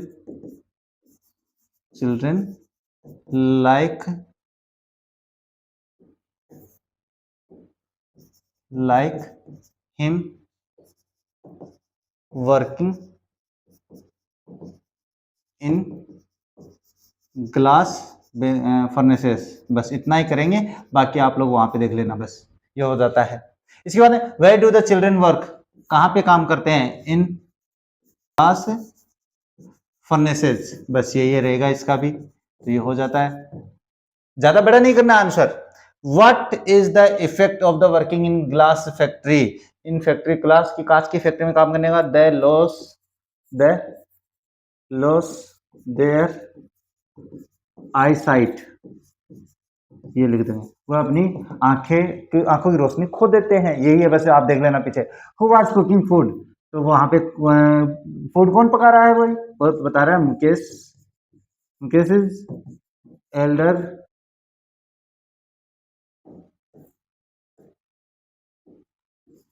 Elder brother's wife, ये हो जाएगा। इसके बाद में what has Mukesh father felt, वो क्या हो गया भाई, टू रिनोवेट, टू मैं यहाँ पे लिख देता हूँ भाई, आप देख लेना, to renovate home and to send his sons to school। बस इतना ही करना है, ये देख लेना। अगर आप लोग खुद करना चाहो तो इसका स्क्रीनशॉट लेके आप इस यहां से और यहां तक अपने पास प्रश्न है, ये कर लेना भाई। Where did the author and Mukesh's walk? वह अपने पास they walk in stinking lanes, वो बदबूदार गलियों में टहले या गए। एंशियंट का मतलब समानार्थक लिखना, तो प्राइमल है एक अपने पास शब्द आया है। प्राइमल स्टेट में जहां पर अपने पास कोएग्जिस्टिंग रहते हैं अपने परिवार, और वो जो ये रहा यहाँ पे प्राइमल स्टेट, ये रहा, तो प्राइमल हो जाएगा यहाँ पे आपका आंसर। तो ये देख लेना यहाँ पे प्राइमल, इसका तो आंसर हो जाए। एंटोनिम लिखना सॉलिड, पास एंटोनिम लिखना सॉलिड का मतलब होता है पक्का, यानी जिसको अपन कहते हैं मजबूत। तो वहां पे आपके पास आया है क्रम्बलिंग। क्रम्बलिंग का मतलब होता है कमजोर, जिसको अपन कहते हैं। तो ये आपके पास इसका आंसर हो जाएगा। ये आपका पैराग्राफ है, आप लोग इसका स्क्रीनशॉट लेके आप अपनी तरफ से भी कर सकते हो, ये पर्सन मैंने कराए हैं। बात करते देखो नेक्स्ट पैराग्राफ। अब पैराग्राफ पढ़े तो देखो इसके सारे पैराग्राफ बड़े इंपॉर्टेंट होते हैं भाई, आने की संभावना बन रही है। देखो इट इज हिज कर्म, ये उसका भाग्य है। कर्म का मतलब भाग्य से लिया गया, आपने यहाँ नहीं कहते रहे यार तो तेरा कर्म है, यहाँ को हिज डेस्टिनी का मतलब भाग्य से लिया गया है, भाग्य होता है, तो यहाँ पे ये डेस्टिनी इसके लिए कहा है। सेज मुकेश ग्रैंड मदर, ये कौन कहता है, ये जो मुकेश है उसकी दादी कहती है। हु हैज वॉच्ड, जिसने देखा है, देख चुकी है, हर ओन हस्बैंड को ब्लाइंड, जो कि अपने हस्बैंड को अंधा होते हुए देख चुकी है। With the dust of from polishing the glass of bangles, यानी चूड़ियों जो है ना उनके कांच की पॉलिशिंग करते हुए उसने अपने हस्बैंड को अंधा होते हुए देखा है। मैंने बताया ना गरीबी बहुत गंदी चीज होती है। इसका मतलब ये हुआ कि आप लोगों को पैसे कमाने के लिए इतनी मेहनत करनी चाहिए इतनी मेहनत करनी चाहिए कि खुद महंगी से महंगी वस्तु आकर आप लोगों से कहे, खुद महंगा ही आप लोगों से आके कहे मालिक अब तो बख्श दो, हम भी आप लोगों के लिए सस्ते हो गए हैं। ये बात याद रखने वाली बातें हैं भाई। Can a god given lineage ever be broken, क्या भगवान के द्वारा दी गई लाइनेज यानी जो पंक्ति है, जो वंश है, वो अपने जो चीज अपने लिए वंश में अपने डिनोट कर दी गई है, यानी अपने करने का मतलब अपने लिए लागू कर दी गई है, वो टूट सकती है क्या? यानी जो पंक्ति भगवान ने बना दी वो तोड़ी नहीं जा सकती है। सी रिप्लाइज, उसने जोर देते हुए ये बात कही भाई। Born in the caste of bangle makers, यानी जब आप चूड़िया बनाने वाले की जाति में पैदा होते हो, they have seen nothing but bangles, वो कुछ नहीं देखते हैं, केवल चूड़िया बनाते हुए देखते हैं। इन द हाउसेज, घरों में, इन द यार्ड, आंगन में, इन एवरी अदर हाउस, प्रत्येक दूसरे घर में, एवरी अदर यार्ड, प्रत्येक दूसरे आंगन में, एवरी स्ट्रीट, प्रत्येक गली, इन फिरोजाबाद में, यानी हर जगह चूड़िया ही चूड़िया बनाई जा रही है। Spirals of the bangles, spiral मतलब चक्कर, जो है बेंगल चूड़ियों का जो चक्कर है, सनी गोल्ड, ये ध्यान में रखना, sunny gold, paddy green, royal blue, pink, purple, every colour born out of the 7 colours of the rainbow, यानी इंद्रधनुष के 7 रंगों की चूड़ियां वहां पे बनती है। लाई इन माउंट्स इन द अनकेम्प्ड यार्ड्स, और वो बिल्कुल ढेर, माउंट्स का मतलब ढेर करके रखी हुई होती है। अनकेम्प्ड यार्ड्स यानी जिनका कोई देखभाल नहीं है, बस आंगन में ऐसे बिखरी पड़ी है। Are piled on 4 wheeled hand carts, जिनके अपने पास जो हैंड कार्ट यानी जो अपने रेडी जिसको अपन बोलते हैं उसको धक्का देकर चलाते हैं, उस पर ढेर करके रखी हुई है और उनको बेचने के लिए ले जाते हैं। पुश्ड बाय यंग मैन, जो कि अपने पास जवान लोगों के द्वारा धक्का देकर ले जाई जाती है। अलोंग द नैरो लेन, संकरी गलियों में, ऑफ द सेंटी टाउन यानी गंदे शहर में, एंड इन डार्क हटमेंट्स, और अगर अपन बात करें उस अंधेरी झोपड़ियों में, next to the line of the flames, यानी अपनी आग की लपट के पास, ऑफ द फ्लिकरिंग का आग की लपट जब अपने पास फड़फड़ाती हुई होती है उसको फ्लिकरिंग कहते हैं। ऑयल लैंप यानी जिसमें तेल से लैंप जलाई जाती है। Sit boys and girls with their fathers and mothers, जहां पर बच्चे लड़के और लड़कियां अपने माता पिता के साथ बैठते हैं। वेल्डिंग पीसेस, जो कि जोड़ते हैं टुकड़े। Of coloured glass into circles of the bangles, जो कि चूड़ियां बनाकर उनके सर्किल बनाकर जोड़ने का काम करते हैं। Their eyes are more adjusted to the dark than to the light outside. उनकी आंखें अब एडजस्ट हो गई है, अब वो अंदर ही अंदर रहना पसंद करते हैं, बाहर आने पर उनकी आंखों में जलन होती है। एडजस्ट हो गई है तो भाई अब रात दिन अगर अपन दिन रात में ही काम करेंगे, रात में काम करेंगे तो हम उसके आदी हो जाएंगे, होंगे कि नहीं होंगे? उसके आदी हो जाएंगे तो फिर अपन सूर्य में अचानक आएंगे तो हमारी आंखों में दिक्कत होगी। ये बेचारे हो चुके हैं ऐसा। That is why the often end up losing their eyesight before they become adults। और यही कारण है कि बड़े होने से पहले उनकी आंखों की रोशनी चली जाती है। ये कारण है एक अपने पास। यानी कहने का मतलब बेचारे अब वहां पे स्कूल है नहीं, प्राइवेट स्कूलों में भेज नहीं सकते। अब प्राइवेट स्कूलों की एक बात बता देता हूँ, बात बताएं। ऐसा है कि ढेर सारी फीस देने के बाद में भी जो पेरेंट्स है उनको अपने बच्चों को ट्यूशन पे भेजना पड़ता है। अब इस बात पे मुझे एक बात याद आती है जो मैंने कहीं सुनी थी, वो ये बात है कि अगर प्राइवेट स्कूलों में इतना ढेर सारा पैसा देने के बाद में भी माता पिता को अपने बच्चों को ट्यूशन भेजना पड़े तो अपने प्राइवेट संस्थाएं जितनी भी हैं उनको अपना नाम लूट खसोट संस्था रख लेना चाहिए। ये ध्यान में रखना है ना, लूट खसोट है वहां पे तो कोई बात नहीं भाई। अब ये बेचारे वहां पे स्कूल नहीं है तो नहीं जा पा रहे हैं, कोई बात नहीं है, चलो आगे चलते हैं। अब आगे क्या है, सविता एक नया पात्र। ए यंग गर्ल एक जवान लड़की, छोटी बच्ची, a drape in a drape pink dress पहने हुए, sits behind alongside an elderly women, जो कि एक महिला के पास बैठती है, सोल्डरिंग पीसेज ऑफ ग्लास, कांच के टुकड़े जोड़ती है। As her hands move mechanically, बिल्कुल यांत्रिकीय, यांत्रिकीय मतलब बिल्कुल ऐसे जैसे कि मैकेनिकल, जैसे इंजन चलता है वैसे। Like the tongues of the machine, जैसे मशीन के जो भाग होते हैं, टंग्स का मतलब जो पुर्जे होते हैं वो जैसे काम करते हैं वैसे उसके हाथ काम कर रहे हैं। I wonder if she knows the sanctity of the bangles. अब मुझे इस बात का आश्चर्य है कि क्या वो चूड़ियां जो बना रही हैं, बेंगल जो बना रही है, उनकी सेंसिटी, सेंसिटी का मतलब होता है पवित्रता, क्या पवित्रता जानती है वो? सी हेल्प्स मेक, जिनको वो बनाने में सहायता करती है, क्या उनकी पवित्रता जानती है?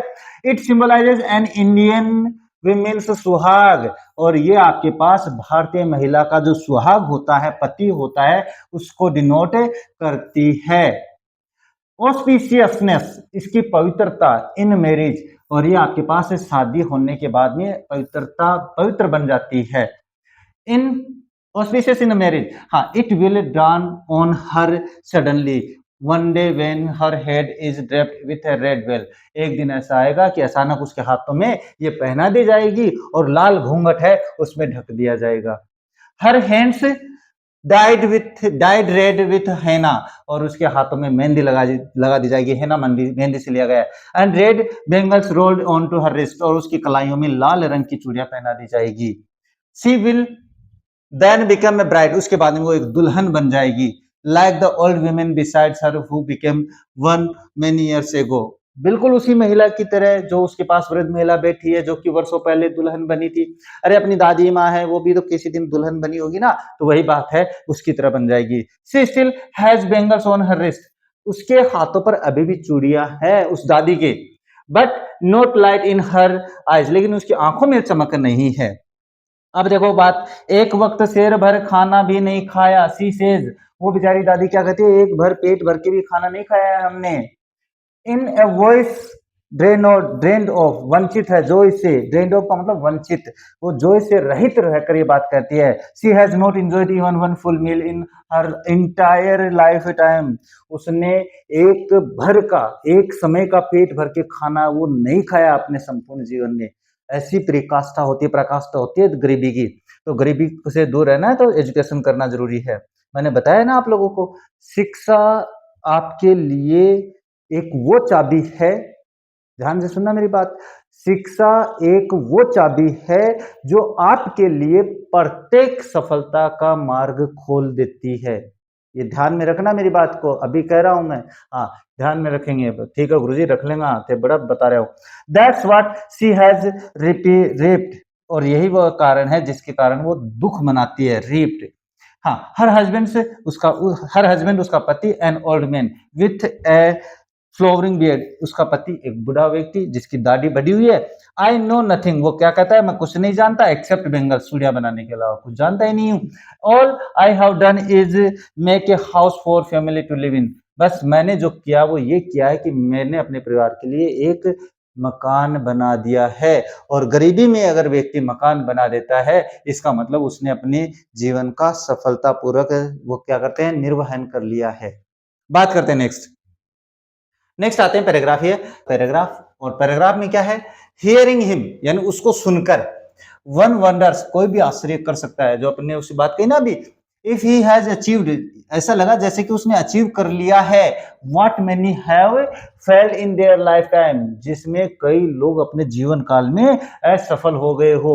यानी इतना कुछ करके उसने घर बना लिया है, घर बनाने के बाद में अन्य लोग जितने भी हैं वो असफल हो गए, इसका मतलब उसने बहुत ही शानदार काम किया है।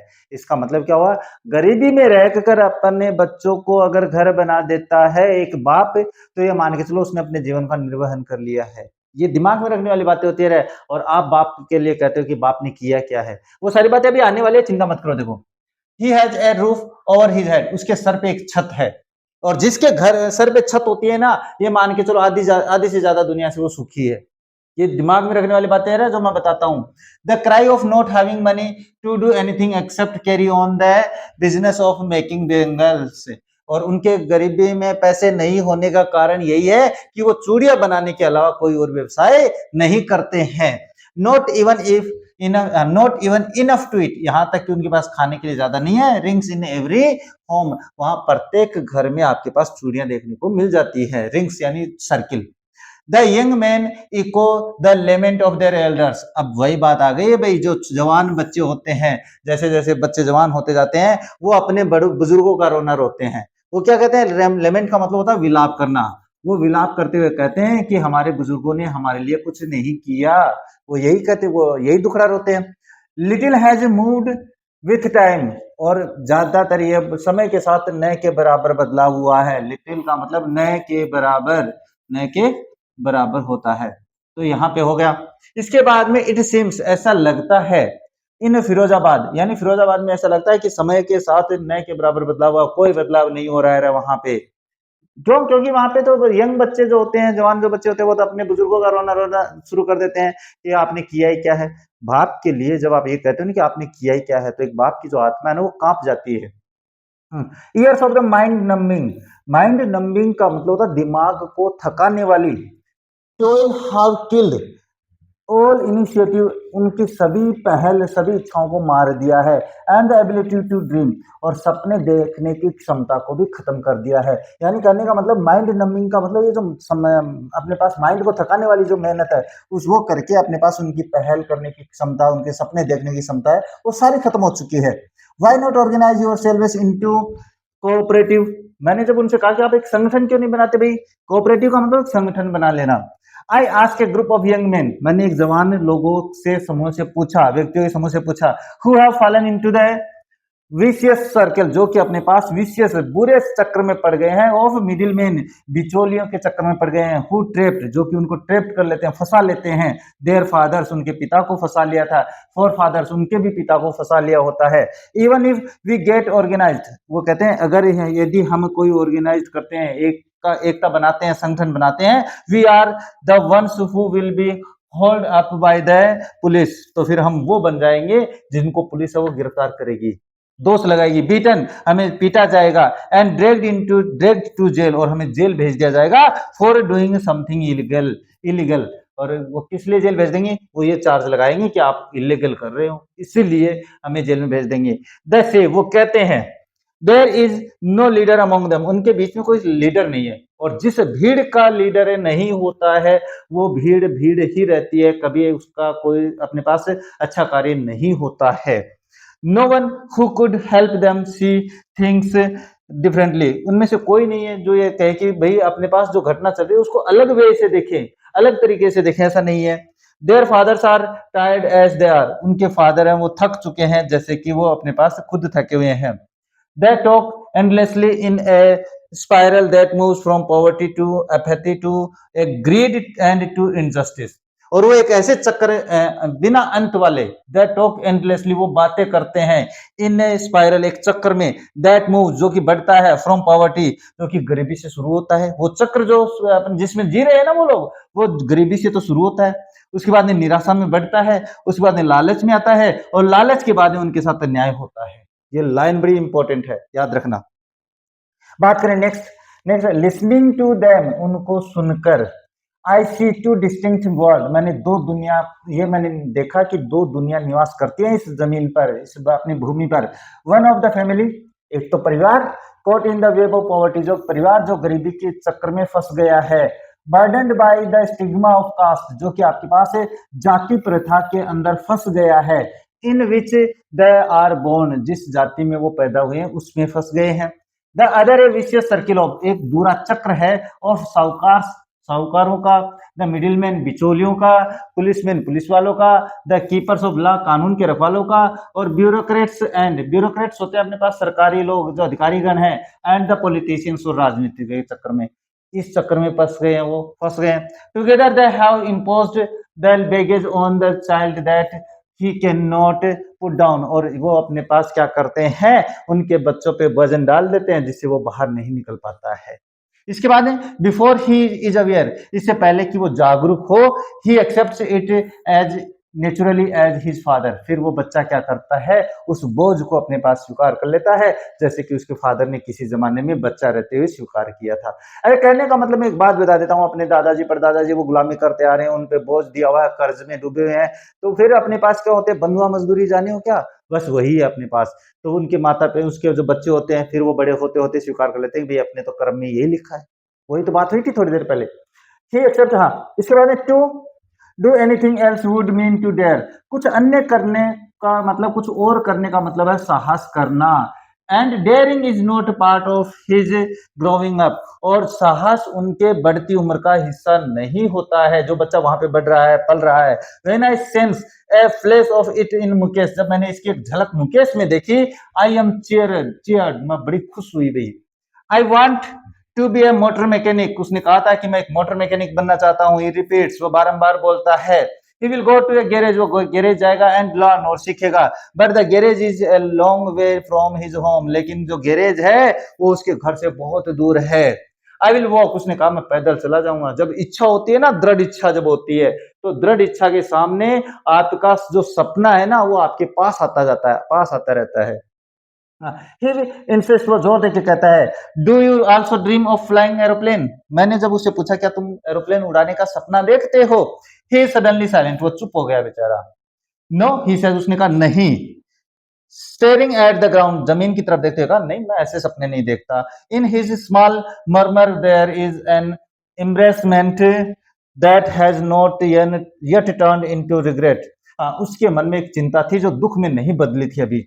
He is content to dream of cars that he sees hurtling down the streets of his town, और वह उन कारों का सपना देखकर ही खुश है जिसमें वो जो उसके शहर में चारों तरफ है, वो उसके सड़कों के किनारे रास्तों पे हर्टलिंग का मतलब तो भागती रहती है, दौड़ती रहती है। Few aeroplanes fly over Firozabad, क्योंकि न के बराबर एरोप्लेन है वो फिरोजाबाद के ऊपर से उड़ती है। फ्यू का मतलब होता है न के बराबर। तो ये आपका जो चैप्टर है वो कंप्लीट हो जाता है। ये आपका चैप्टर है भाई, न के बराबर, वहां पे न के बराबर है, देख लेना।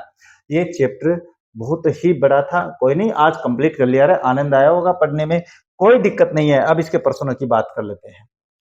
देखो प्रश्नों की भी बात करेंगे क्योंकि प्रश्न तो करने ही है, क्यों करेंगे ही नहीं करेंगे। What makes the city of Firozabad famous, Firozabad है वो किस लिए फेमस है, ये है। तो the city of Firozabad is famous for its bangles, Firozabad अपनी चूड़ियों बनाने के लिए फेमस है। Every other family in Firozabad is engaged in making bangles, Firozabad का प्रत्येक दूसरा परिवार है चूड़ियां बनाने में लगा हुआ है। It is the centre of the India's glass blowing industry, families have spent generation working around furnaces, welding glass, making bangles for the women in the land। ये सारे बातें भाई पहले आ चुकी है तो दोबारा बताने की आवश्यकता नहीं है। ये प्रश्न है, mention the hazards of the working, ये दो तरीके से आएगा भाई, तो मैंने बड़ा वाला करवा दिया, छोटा भी आएगा तो कोई दिक्कत नहीं, आप इसमें से कर देना। आपके पास ग्लास जो चूड़ियां बनाने की अपने पास कांच की चूड़ियां बनाने वाली इंडस्ट्री है, वहां पे काम करने के क्या क्या नुकसान है, बहुत सारे नुकसान गिनाए हैं मैंने, तो चलो देखते हैं। The biggest hazards of the working in the glass bangles industry is that one can loss her eyesight from polishing the dust of the glass bangles, सबसे बड़ा नुकसान तो ये है, यही कह रहा है, सबसे बड़ा नुकसान तो ये है कि अपने पास कांच की चूड़ियों को पॉलिशिंग करते समय उसकी आंखें चली जाती है, आंखों की रोशनी चली जाती है। मोर ओवर, इसके से ज्यादा the workers have to continuously work under the dire condition, और जब उससे दूसरी बात बताएं तो जो काम करने वाले हैं उनको लगातार अपने पास डायर कंडीशन, बुरी दशा में काम करना पड़ता है। The glass furnaces the glass furnace is hot and they are not provided any safety gear. वो बड़ी गर्म होती है और उनके पास कोई गियर, मतलब सेफ्टी, सुरक्षा के लिए कोई हथियार नहीं होता है। The factories workplaces are dark where the mount and weld glass into bangles, और वो फैक्ट्रीज, वो स्थान जहां पर अपने पास सूर्य बनाकर ढेर लगाया जाता है, वो अंधेरी होती है, अंधेरा होता है वहां पे। There is no ventilation system for air and light which can cause respiratory problems. और बात करें वहां पे तो कोई अपने पास वेंटिलेशन सिस्टम नहीं है, कोई रोशनी आने के लिए सिस्टम नहीं है, इससे उनके रेस्पिरेटरी सिस्टम यानी श्वसन क्रिया पर समस्या आती है, सांस की बीमारी होती है। Thus, their poverty and helplessness is exploited to benefit capitalistic heads, और इससे उनकी जो गरीबी है ये असहाय बने रहते हैं और उनके कारण उनका शोषण होता है, और शोषण से जो लाभ है वो किनको मिलता है, जिनकी वो कंपनी होती है। बात करते हैं next. How is Mukesh's attitude to his situation different from his that of his family?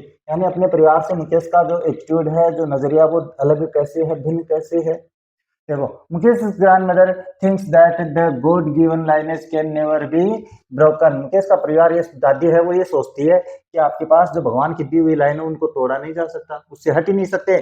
Her son and grandsons are born in the caste of bangle makers. उसका बेटा, उसके पोता है, वो अपने पास चूड़िया बनाने वाले की जाति में पैदा हुआ है।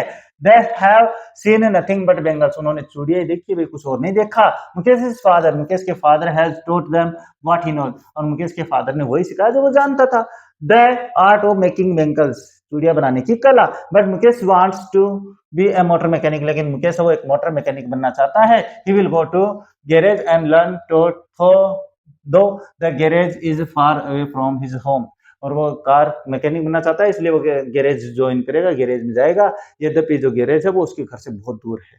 ये हो जाता है। What could be some of the reasons for the migration of the people from village to cities? शहरों में, गांव से शहरों में जाने के मुख्य कारण क्या हो सकते हैं? तो देखो, there are many factors that cause migration of people from village to cities. शहर से, गांव से शहर जाने के कई कारण हो सकते हैं भाई। Some villagers voluntarily move to the cities in search of jobs and better civic and health facilities, etc. कुछ गांव वाले अपनी मर्जी से जाते हैं भाई, वहां पे काम की तलाश में जाते हैं, वहां पे अच्छे अपना अच्छा जीवन यापन जीने के लिए जाते हैं, अच्छे स्वास्थ्य के लिए जाते हैं। Others are forced to migrate when natural disasters like flood, storm, drought, famine, etc. और दूसरा कारण ये होता है कि एक वो होता है जहां पे लोगों को जबरदस्ती भेजा जाता है, जबरदस्ती प्रवास होना पड़ता है, बाढ़ के कारण, कोई तूफान अवस्था आ जाती है, इसके कारण। डिस्ट्रॉय देयर हाउसेज, जो उनके घर को नष्ट कर देती है, प्रॉपर्टीज, उसके जो संपत्ति उसको नुकसान कर देती है। History has records of the large scale migrations caused by the Wars, और इतिहास में भाई, और अपने पास है भाई बड़े से पक्ष वो मिलते हैं, तथ्य, जिनमें जो युद्ध होता है उसके कारण भी लोग माइग्रेट कर जाते हैं। Also many villagers who are better off than others manage to send their children to study in the cities। और बाकी बात करें ग्रामीण वासियों की, तो गांव वाले जो होते हैं अपने बच्चों को शिक्षित करने के लिए शहर भेज देते हैं। In the lesson, Lost Spring Sahib and his family migrates to Simapuri from Dhaka after their house were destroyed in the storm। लेकिन इस चैप्टर में बात करें तो साहिब और उसका परिवार है वो ढाका से यहाँ आया, क्योंकि आपके पास तूफान में उनका घर, उनके जो खेत थे वो बहा लिए गए बाढ़ और तूफान के कारण। नेक्स्ट बात करें, नेक्स्ट आता है what forces conspire to keep the workers in the bangles industry for Firozabad. ये फिरोजाबाद है, यहाँ पे फिरोजाबाद पॉवर्टी। प्रश्न पढ़ लेते हैं कि भाई ऐसा क्या शक्तियां हैं जो अपने पास ग्लास बेंगल फैक्ट्री में काम करने के लिए मजबूर कर देती है। देखो, certain forces conspire to keep the workers in bangle industry of Firozabad in poverty. गरीबी में रहने के लिए कुछ है क्या? The include of the money lenders, सबसे पहले तो जो पैसा उधार देते हैं, the middlemen, बिचौलिए, the policemen, the keepers of law, and the bureaucrats and the policemen together they impose a heavy burden on the child. ये सारे सब मिलके बच्चों पे वजन ला देते हैं, कर्जा दे देते हैं उनको. Why should child labor be eliminated and how? Important लगा लो इसे भी, है ना. Child labor should be eliminated because it takes away from the child his childhood. यानी कहने का मतलब ये जरूर हटनी चाहिए क्योंकि अपने बच्चों से बचपन छीन लेती है. And prospect of the elementary education, और उनको प्राथमिक शिक्षा दी जानी चाहिए. More ever since the child labors are cheap and consequently engaged in the hazards and the dangerous employment, they are often dangerous to the mental and the physical illness. यानी कहने का मतलब सीधी सी बात है कि ये जो अपने पास उनको चीप यानी सस्ते में काम मिलता है इन बच्चों को, इसके अलावा लगातार काम करते हैं, इससे उनका नुकसान होता है, खतरनाक काम करने पड़ते हैं और अपने पास व्यवसाय करना पड़ता है उनको. Are often dangerous to mental, जिससे क्या होता है उनकी मानसिक और शारीरिक जो बीमारियां होती है वो हो सकती है. In order to curb this problem it is important to make education easily accessible. ये अगर आपको हटानी है तो आपको शिक्षा बड़ी आसान करनी पड़ेगी. ये शिक्षा आसान करने का मतलब है आपके पास सरकारी विद्यालय होने जरूरी है. इसका मुख्य कारण मैंने थोड़ी देर पहले बता दिया भाई कि सरकारी विद्यालय आप खोलोगे नहीं, प्राइवेट स्कूलों में भेज नहीं सकते, तो फिर क्या करेंगे, है. तो फिर यही समस्या हो जाती है. Apart from that the parents must be made aware of the consequence of the working in the harmful environments. इसके अलावा माता पिता को भी जागरूक करना पड़ेगा कि इसके क्या परिणाम होते हैं अगर बच्चा ऐसे भयानक अपने पास नुकसानदेह काम करेगा या ऐसे कंपनी में काम करेगा. तो it is also important to make the public aware of the fact that child labour is a criminal offence and is punishable under law. लोगों को भी जागरूक करने पड़ेगा कि बच्चों से काम करवाना इलीगल है, उसको सजा मिलेगी. The government must ensure stricter child labour laws and that the offenders are punished. सरकार को भी सख्त कदम उठाना चाहिए मजबूत कानून को लागू करने के लिए, और जो कानून की आज्ञा का पालन नहीं करे उनको सजा मिलनी चाहिए. ये हो जाता है. बात करते हैं next. Who is Mukesh and what is his dream. Mukesh कौन है और उसका सपना क्या है. एडिशनल क्वेश्चंस में है भैया. देखो Mukesh is a child labourer in the glass factory in Firozabad. Firozabad में चूड़ियां बनाने वाला है भैया Mukesh. Belonging to a family of bangle makers, वो चूड़ियां बनाने वाले परिवार से संबंधित है. He shows no fascination toward the bangle making, वो कोई अपने पास रुचि नहीं दिखाता है चूड़ियां बनाने के लिए. And insist on being his own master, और वो अपना मालिक खुद बनना चाहता है. He dreams of becoming a motor mechanic, वो मोटर मैकेनिक बनना चाहता है. He desires to go to a garage and get the required training for the this job, और वो अपने पास गैरेज ज्वाइन करना चाहता है जिससे वो अपने कार सीख सके. ये होता है. Why could the Bengal makers not organize themselves into a cooperative? जो बेंगल मेकर है वो अपना समूह क्यों नहीं बना सकते. थोड़ी देर पहले आया था, क्या आया था. The bangle makers are caught in a vicious web which starts from poverty to indifference, then to greed and finally to injustice. वो इसलिए नहीं बना सकते क्योंकि वो उनको एक विशियस वेब यानी एक बहुत ही बुरे जाल में फंसा लिया गया है, जो कि आपके पास गरीबी से शुरू होता है, जिस जहां पर अपने पास क्या आती है इंडिफरेंस यानी असमानता आती है. देन टू ग्रीड, उसके बाद लालच होता है, उसके बाद फाइनली वो अपने पास अन्याय की तरफ बढ़ जाते हैं, अन्याय मिलता है उनको. Mind numbing toil kill their hopes and the dreams. Mind को थकाने वाली जो मेहनत है ना, वो उसकी सारी आशाएं मार देता है, उनके सपनों को मार देता है. The Bengal makers of Firozabad were not able to organize themselves into a cooperative. और जो बेंगल मेकर है वो अपना संगठन बनाने में असफल होते हैं, सक्षम होते हैं. क्यों? Because they had got trapped in a vicious circle. क्योंकि वो एक विशेष सर्किल में फंस चुके हैं. ये यहाँ पे कुछ नहीं है. विशेष सर्किल ऑफ द साहूकार, सो साहूकारों के एक विशेष सर्किल में फंस चुके हैं. द मिडिलमैन बिचौलियों, पुलिस वालों, और यहाँ पे अपने पास the bureaucrats and the policeman, इनके बीच में फंस चुके हैं. Together they had imposed a baggage on these people, वो क्या है, which they could not put down, और वो अपने पास एक ऐसे वजन के नीचे दबे हैं जिनको वो उतार नहीं सकते हैं. ये शब्द मैंने यहाँ से हटा दिया है. ठीक है. बात करते हैं नेक्स्ट. सर्वाइवल इन सीमापुरी मीन्स रेग पैकिंग कमेंट. मैंने बताया था शुरू में कि सुनाएगा। यानी सीमापुरी में अपना जीवन यापन करना, जीविका मतलब रैग पिकिंग, कचरा उठाना है। कमेंट कीजिए। Survival in Seemapuri means rag picking. Over the years it has acquired the proportion of the fine art. भाई कई वर्षों से काम चल रहा है कचरा बीनने का, तो वहां पे ये कला बन गई है, अनुपातिक रूप से कला बन गई है। For the slum dwellers of Seemapuri, जो कि अपने पास है झुग्गी झोपड़ियों में, स्लम झुग्गी झोपड़ी, डिवेलर्स का मतलब निवास करने वाले जो है वो यही काम करते हैं। Rag picking is their daily bread. Rag picking यानी कचरा उठाना उनका दिल्ली का भोजन है। ब्रेड का मतलब यहाँ से भोजन से लिया गया। It gives them the roof over their heads, इससे उनके घर पे छत आती है, सर पे। And it is the very means of their survival, और यही एक उनके जीविका का साधन है, इसीलिए है। Why did Saib's parents leave Dhaka and migrate to India? ये प्रश्न शायद पहले भी आ चुका है, नहीं आया तो कोई बात नहीं है, अपने पैराग्राफ में क्या था। Saib's home was set amidst the green field of Dhaka. Sahib का परिवार वो ढाका में था, जो हरे भरे खेतों में था। His mother told him that many storms had swept away their fields and homes. उसकी माँ उसे बताती है कि जो तूफान आए थे उनमें उनका घर, उनके खेत बह गए, उड़ गए। फॉर दिस रीजन, इस कारण से his parents were force to live Dhaka, इसलिए उनके पेरेंट्स को ढाका छोड़ना पड़ा। एंड माइग्रेट टू इंडिया, और भारत आना पड़ा। Looking for gold in the big city where they live now, और बड़े शहरों में रोजगार की तलाश में, पैसों की तलाश में, कमाई की तलाश में वहां भारत आ जाते हैं, जहां पे वो रहते हैं, सीमापुरी में। ये describe the life of squatters at Seemapuri, यानी सीमापुरी में जो अवैध तरीके से रह रहे हैं ना, उन लोगों की कंडीशन के बारे में वर्णन करना है। और ये वर्णन मैंने समझा दिया भाई, उस समय भी बताया था, अभी भी मैं समझा रहा हूँ। इंपॉर्टेंट क्वेश्चन है ये, जो इंपॉर्टेंट क्वेश्चन बता दिया ना, इसका मतलब है ये कि आपको याद करने जरूरी है। Most of the people like Saib Alam settled in the Simapuri were refugees from Bangladesh who had fled their country and migrated to Delhi from Dhaka in the wake of the 1970 Indo-Pak War.